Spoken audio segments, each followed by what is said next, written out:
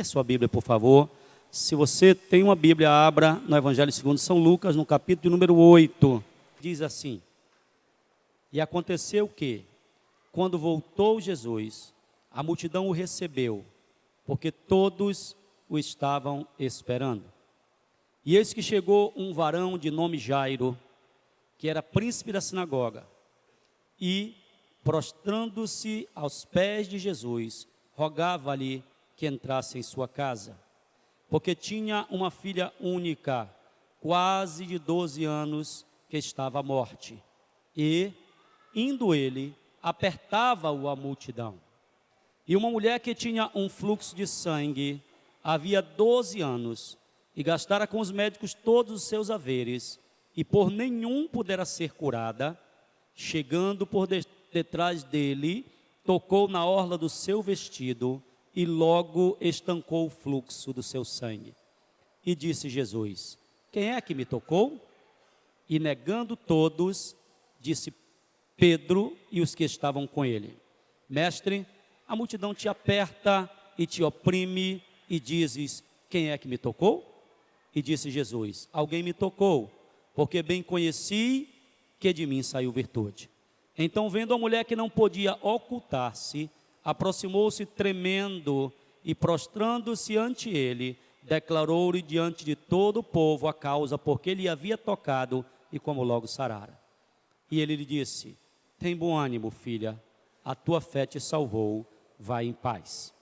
Estando ele ainda falando, chegou um dos príncipes da sinagoga, dizendo: A tua filha já está morta, não incomodes o mestre. Jesus, porém, ouvindo, respondeu-lhe, dizendo: Não temas, crê somente, e será salva. E entrando em casa, ninguém deixou entrar, senão a Pedro, e a Tiago, e a João, e ao pai e à mãe da menina. E todos choravam e a pranteavam, e ele disse: Não choreis, não está morta, mas dorme. E riam-se dele, sabendo-se que estava morta. Mas ele, pegando-lhe na mão, clamou, dizendo: Levanta-te, menina. E o seu espírito voltou, e ela logo se levantou. E Jesus mandou que lhe dessem de comer. E seus pais ficaram maravilhados, e ele lhes mandou que a ninguém dissessem o que havia sucedido. Amém, amém, amém. Querido irmão, querido amigo que aqui está, esse texto vai registrar um dos momentos da passagem terrenal de nosso Senhor e Salvador Jesus Cristo. E existia uma grande multidão, diz a Bíblia, nesse momento, junto do Senhor Jesus. Eu acho interessantíssimo isso. E eu me pergunto a mim mesmo, quantos estavam ali precisando? Sim, vamos pensar novamente. Quem sabe alguém precisando de uma cura. Outro, quem sabe, precisava de uma casa para morar. Outro, talvez, precisava de um casamento. Outro, talvez, precisava de um alimento. Mas há uma coisa interessantíssima nesse texto, que vai me chamar muito a atenção nos versos seguintes. A Bíblia diz que chegou próximo a Jesus inicialmente um varão, um príncipe da sinagoga, por nome Jairo. E a Bíblia diz que esse homem, ao aproximar-se de Jesus, ele fez algo que eu acho interessantíssimo. A Bíblia diz que ele prostrou-se aos pés do Senhor Jesus. Querido, olhe para mim. É muito importante a tua atitude a você se aproximar de Jesus. Sabe, vir para a igreja, por vir para a igreja não resolve o teu problema. Tem muita gente enganada, gente. Tem muita gente iludida. As pessoas apenas dizem para ela: venha para a igreja e aqui todos os seus problemas serão resolvidos. Não é assim. Venha para a igreja e aqui você vai ter casa, comida e roupa lavada. Não é assim. Venha para a igreja e você receberá um toque de Jesus na sua vida. Não é assim.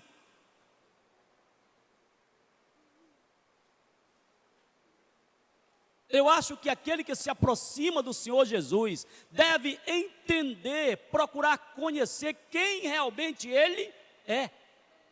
Ter um propósito, um objetivo é importante para a maneira como você vai sair do culto de hoje à noite.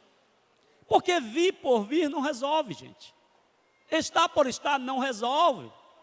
Estar por religiosidade não resolve.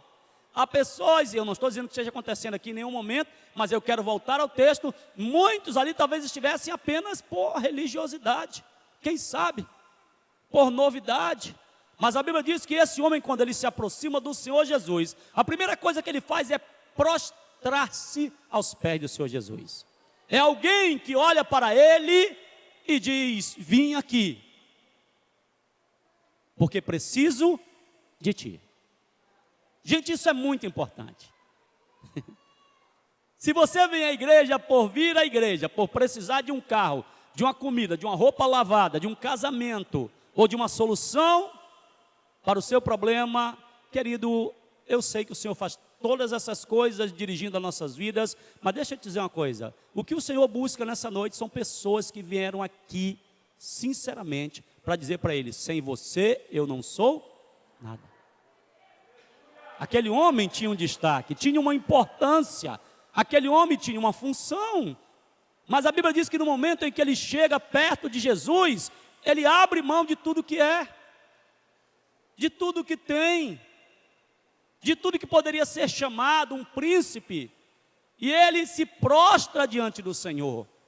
Ele reconhece: eu estou diante de uma autoridade, eu estou diante de alguém que tem todo o poder, eu estou diante de alguém que é maior do que eu estou diante de alguém que tem o comando das coisas na sua mão. Querido, preste atenção. Ao virmos a igreja, amigo que aqui está, nobre visitante, irmão que aqui está, irmã que aqui está, é muito importante nós termos o propósito e não perdermos o entendimento de quem Jesus é. Vir para a igreja para mostrar o paletó ou o vestido não resolve o problema. Vir para a igreja para apresentar o sapato novo não resolve o problema. Quando aquele homem se prostra, ele diz: tu és grande e eu sou pequeno. Quando aquele homem se prostra, ele diz: minhas forças se acabaram, meus recursos se esgotaram, eu não tenho mais nada, mas tu tens tudo. Quando aquele homem se prostra, ele diz: Senhor, não é meu cargo, minha função mais importante, eu deixei todas essas coisas e diante de todos, e isso é que é lindo, diante de uma multidão, porque tem gente que tem essa mania: não vou cantar porque vou passar vergonha, não vou adorar porque meus colegas vão rir de mim, não, eu não vou dar glória a Deus, porque se eu dou glória a Deus, todo mundo vai ficar olhando para mim, não, eu não vou cantar, porque se eu cantar lá no trabalho, amanhã depois vão dizer que eu estou ficando maluco, esse homem não quer saber de nada. Existia uma multidão de pessoas, a primeira coisa que ele faz é se prostrar diante do Senhor. Isso é lindo, isso é maravilhoso. E aqui eu vou abrir um parêntese. Deixa eu lhe fazer um convite essa noite aqui, olha para mim aqui. Com todo o teu terno de 1.500, de 2.000, de 100 ou de 150, experimenta quando chegar na igreja, ao invés de sentar logo no banco, ajustar o celular, ou perguntar do outro: e aí, qual é a nova? Experimenta.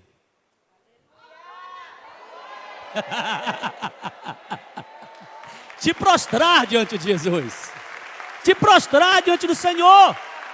Dobra o teu joelho diante dele, rapaz. Isso é um costume dessa igreja, irmãos, e nós sabemos disto. É porque a gente está perdendo muito essas coisas. Mas é um costume da igreja.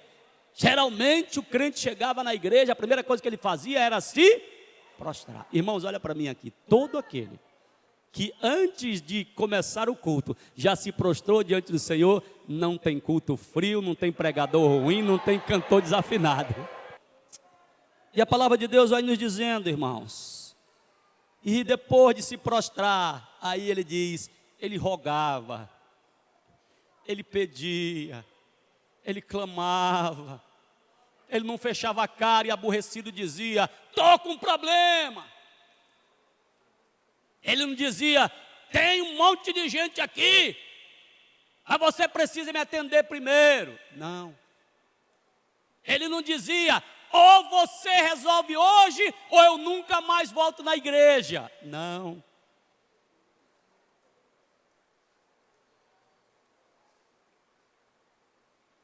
Talvez nas reações humanas que muitas vezes possuímos, alguém sinta vontade de fazer isso. Deus é o seguinte: é a última vez que eu vou para o culto na tenda. Ou você me atende,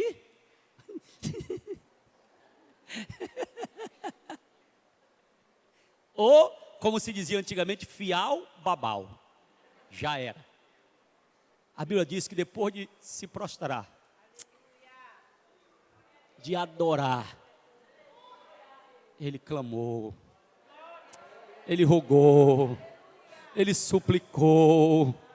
E o problema dele era sério, o problema era urgente, a resposta tinha que vir, era tudo ou nada. Mas ele não foi saindo descabelado, gritando no meio de todo mundo: Jesus, é o seguinte, esquece tudo e todos e olha só para mim. Não, irmãos. A Bíblia diz, ele rogou. Oh, essa palavra é linda. A forma como nós, sinceramente, irmão, nos importamos e cremos, nos leva a ter atitudes diante do Senhor. Quem vem à casa do Senhor porque sabe que Ele é vivo, sabe que Ele é poderoso, sabe que o controle de todas as coisas está em suas mãos, não se descabela, não faz cara feia, não. Ele simplesmente levanta a sua mão e diz: Senhor, olha para mim.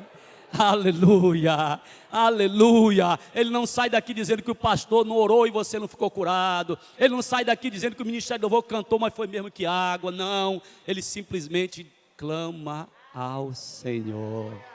Meu Deus. E ele vai narrar o seu problema, e a Bíblia diz que ele vai dizendo: mestre, lá na minha casa, olha que coisa linda, lá na minha casa, posso ser sincero, irmãos?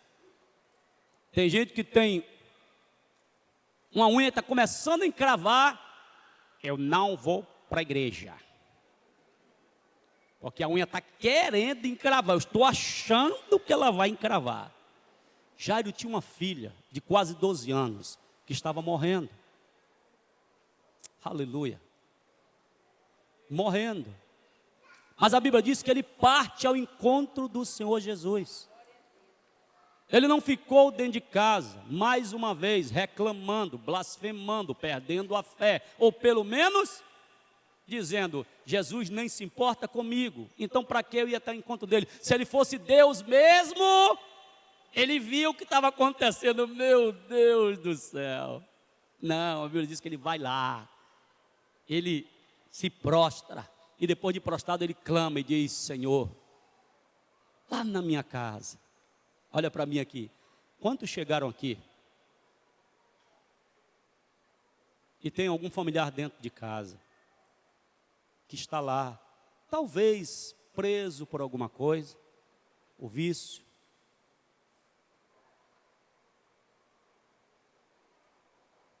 os problemas o seguraram, as dificuldades aconteceram, e você podia ter ficado em casa e ter dito: não vou não, se quiser que ele venha aqui, se quiser que ele resolva aqui. Olha para mim, meu irmão, mais uma vez, parabéns por você ter vindo à casa do Senhor esta noite. Mestre, lá na minha casa não está bom não, mas sabe onde eu estou? Estou prostrado aos teus pés. Mestre, lá na minha casa o negócio está preto, mas eu estou indo junto com essa multidão, e eu sei, glória seja dada ao teu nome, que se eu me achegar mais a ti, há solução, há esperança, a glória seja dada ao nome do Senhor. Irmão, aí a Bíblia diz que entra em cena uma segunda personagem, essa também é interessantíssima. A palavra do Senhor que diz que indo ele, apertava a multidão, como